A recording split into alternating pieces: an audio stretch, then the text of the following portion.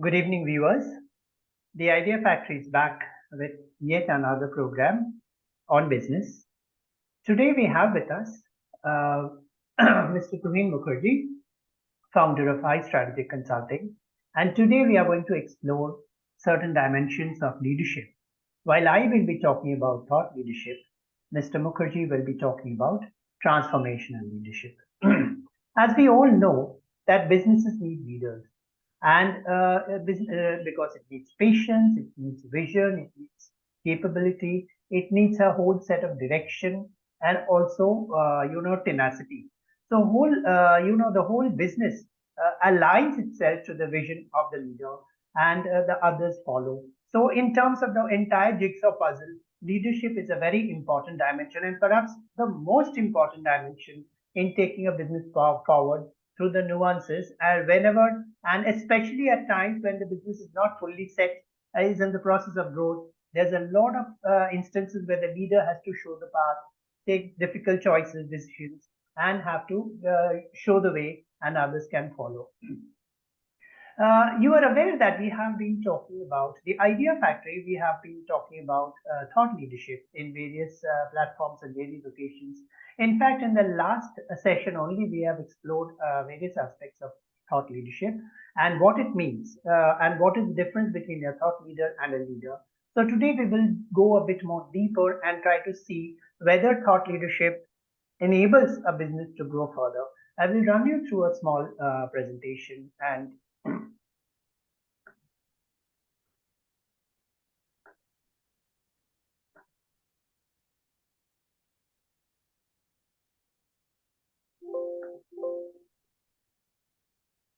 right. Yeah. So basically, we will be exploring the topic, what is the new wave of thought leadership in businesses? As we all know that the Idea Factory has been talking about thought leadership in various occasions and platforms, and therefore we have kind of become synonymous with thought leadership, and people have been asking us various queries about what thought leadership means and how it can impact businesses. And here are some of our thoughts, which we have also captured before, but perhaps we are again putting it down in a proper way. Like what is the impact? We are also working with a few clients, and we are propagating thought leadership with these clients. And what does it mean in today's scenario? First of all, thought leadership also means that the businesses come out of a regular set mindset and explore the unknown through creativity.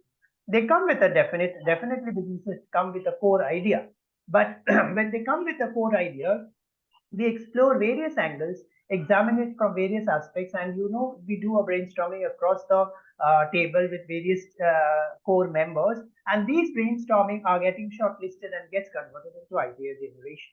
That doesn't mean that brainstorming is done only at the beginning of the entrepreneur journey. It will have to continue at every stage of the entrepreneur journey. So this is kind of an important fabric of an organization which is kind of moving in the new way. Here we are talking of post-COVID discussions, because this is the time when businesses are reinventing themselves, redefining themselves, and also gives them a good opportunity to look at customers in a different way and how to serve them better and better.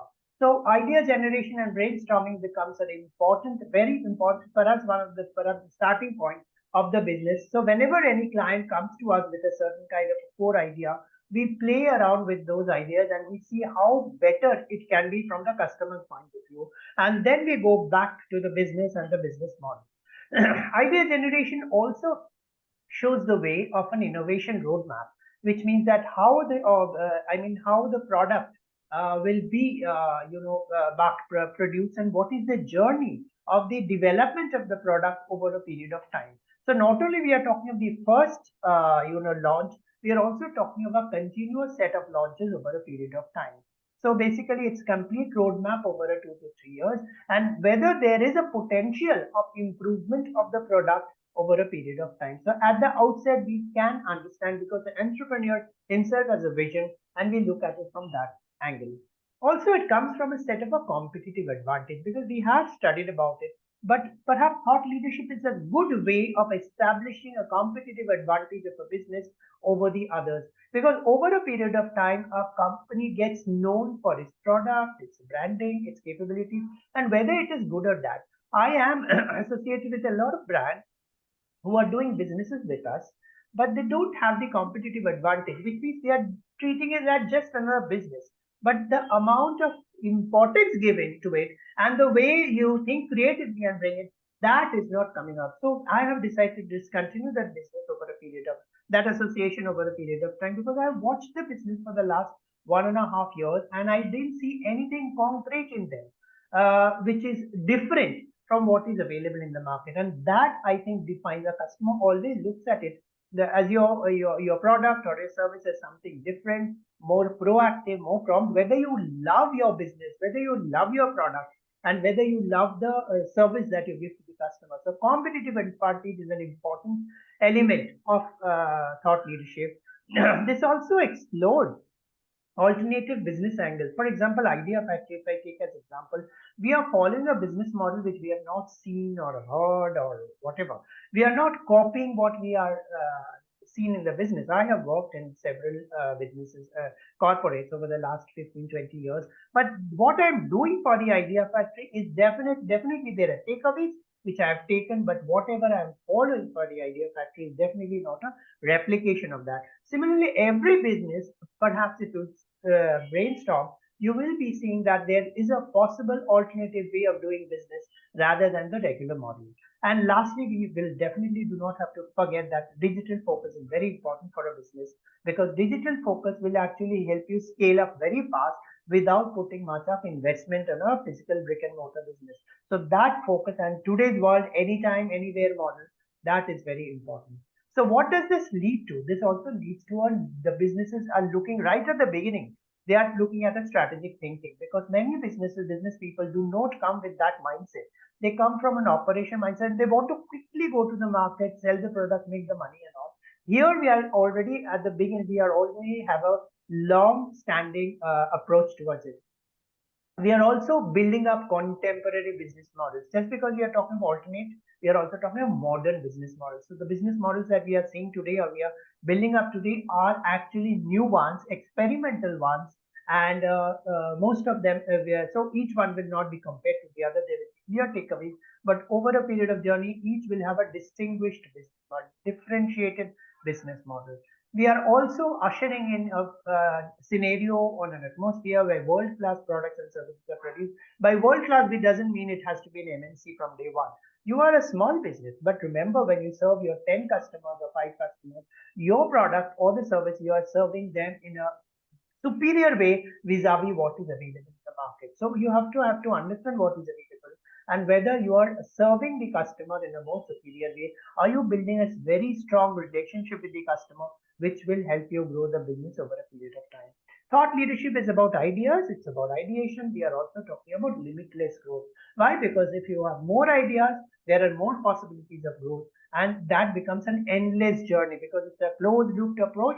You generate ideas, create, launch in the market, get profitability, again generate ideas and so on. And then we have an anytime, anywhere model. So these are the core thoughts of thought leadership. Also, when we are talking of creativity, let us also remember that creativity can come from anyone.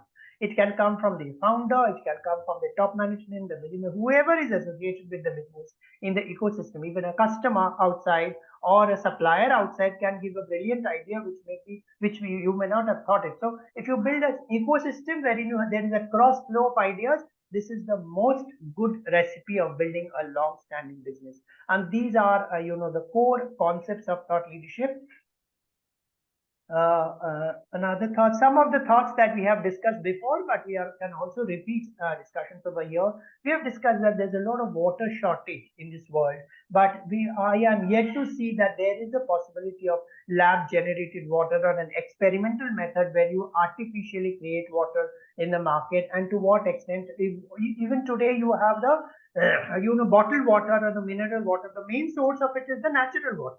But can you create water in an artificial way so that it becomes a natural resource, whether you can supplement the natural resource and whether you can use it commercially? I'm yet to see a proper project around that.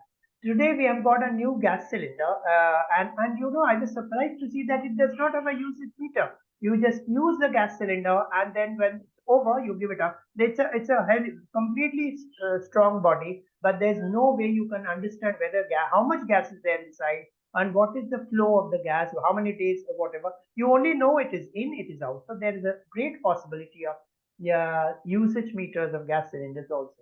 We are also, in my previous session, we have talked about books. So book reading and writing, we are trying to propagate that a lot of knowledge can be disseminated through reading and writing. So people should read, people should write, and there has to be a cross flow information beyond talking. I think we are talking, and talking to some extent becomes very, very superficial.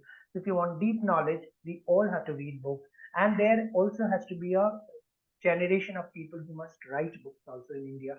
How many people write books for business, for for the general public, and how many people read? So to create an atmosphere of reading and writing, I think thought leadership can be very strongly propagated through writing books as well as through reading. Smart paper checking in exams. I remember when the exams are there and students go through. Today you have a lot of artificial intelligence being applied, but then do you have artificial intelligence? Can you replace the checking mechanism to more of a automated mode, and only the samples can be taken or the outliers can be taken, or there are some small population which can be checked by the teacher, but the larger load of checking can be done by artificial. I think today we have reached a stage where we can look at that. Every teacher need not take hundreds and thousands of exam papers during the board exams and things like that. So there's a great opportunity out there.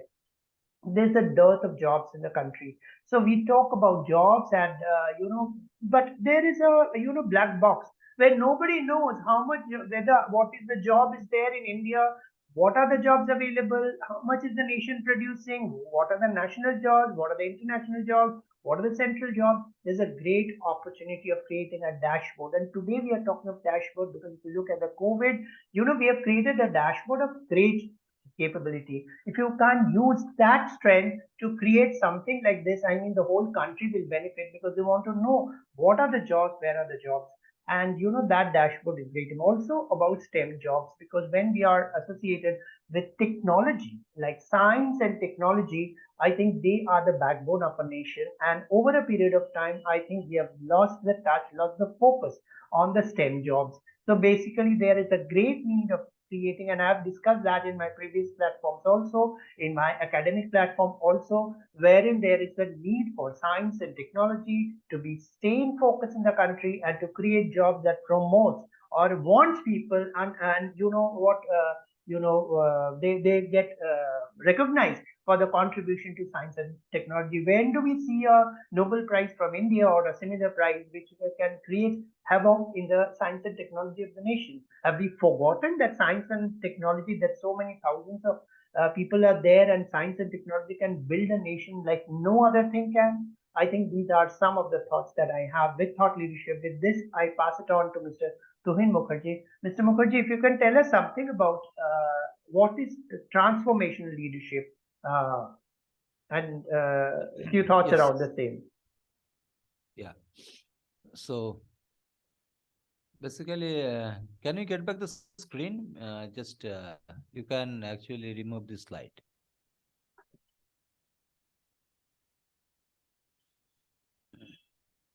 So basically, I'll be talking in a very short way about the transformational leadership.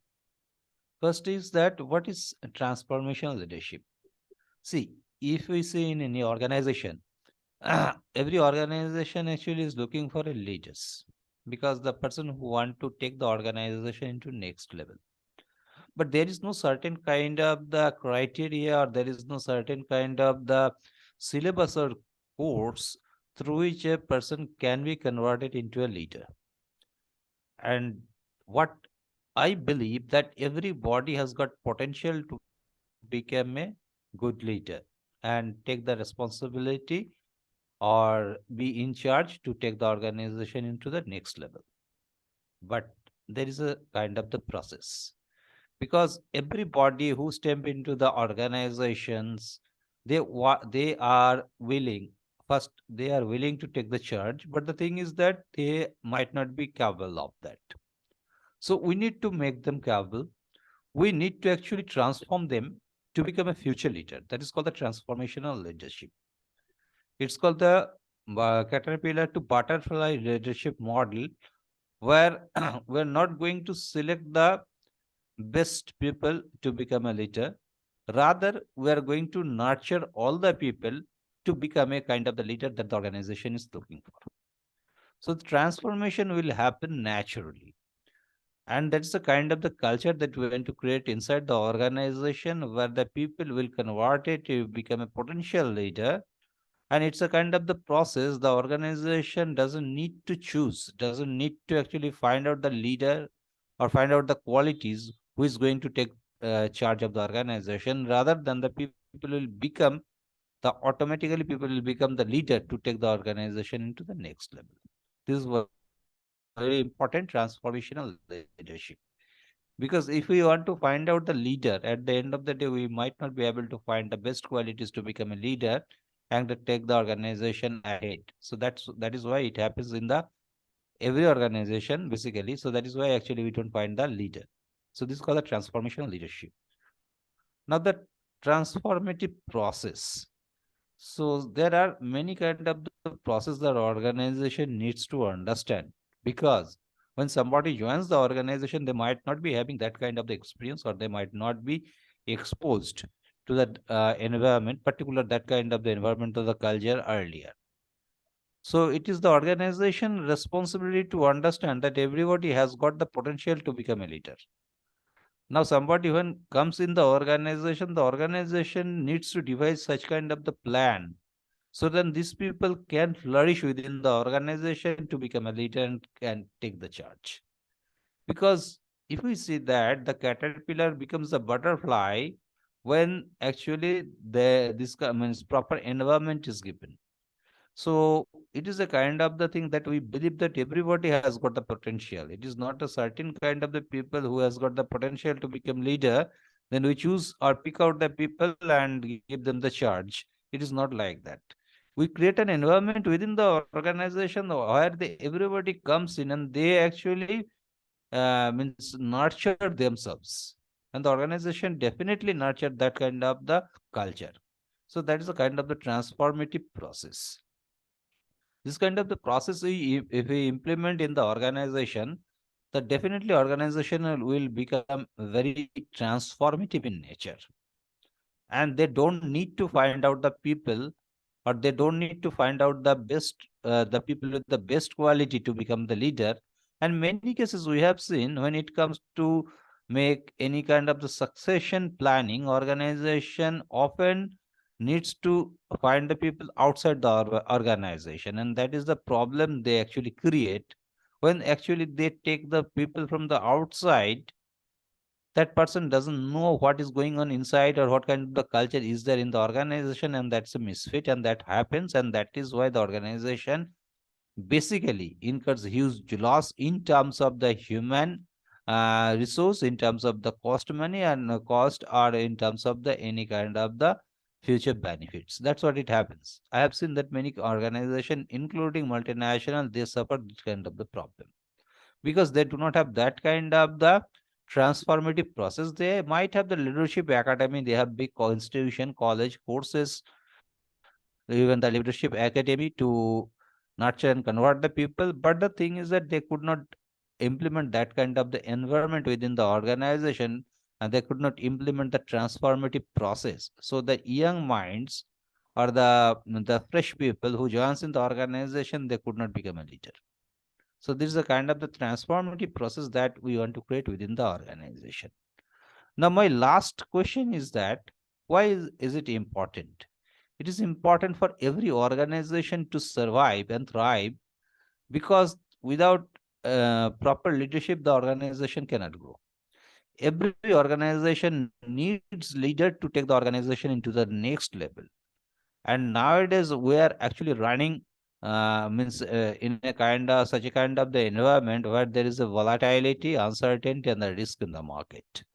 So the responsibility of the leaders is more, and the organization needs to have that kind of the leader to actually sail through this kind of the situation. And I think that we are moving ahead more kind of the volatility in the future. We see that in some kind of means some mature market, they are actually suffering some kind of the high inflation and some are just stagflation. Means there could be a kind of the small kind of the recession also coming in those market. So in any cases that there is a kind of the volatility, uncertainty and the risk in the market, and this kind of the leadership program is very much required for every organization, particularly for the SME to survive this kind of the environment. Because without having proper kind of the leadership, organization cannot survive or even cannot think to means thrive at all. So this is very important for all of us. And one question always I means advice to the all MSME organization: don't try to find out the leader outside of the organization, because this is a kind of the means strategy where where means they will find lot many problems later on. That is a kind of the poison pill for the organization, because person who is getting hired from the outside to become a leader for a particular organization, they might not be fit, or might not be culturally fit, and the organization needs to fire them means again, and need to hire the again the people. So my request is that every organization, particularly MSME, should have this kind of the transformative process, and they should nurture the transformational leadership program. In this regard, we say particularly iStrategic Consulting is going to play a very crucial role. We have the certain kind of the matrix and certain kind of the process which can be implemented inside the organization to make the organization more sustainable and have a proper kind of the leadership framework, means transformational leadership framework. So that is what I want to say in this kind of in this program. I must I must convey thank you to Mr. Majumdar, and this is a program that we're going to conduct in every fortnight. Thanks a lot. So in this program we have discussed about the thought leadership and the transformation leadership. So we'll actually discuss more things in our next programs. Thanks a lot. Thank you so much.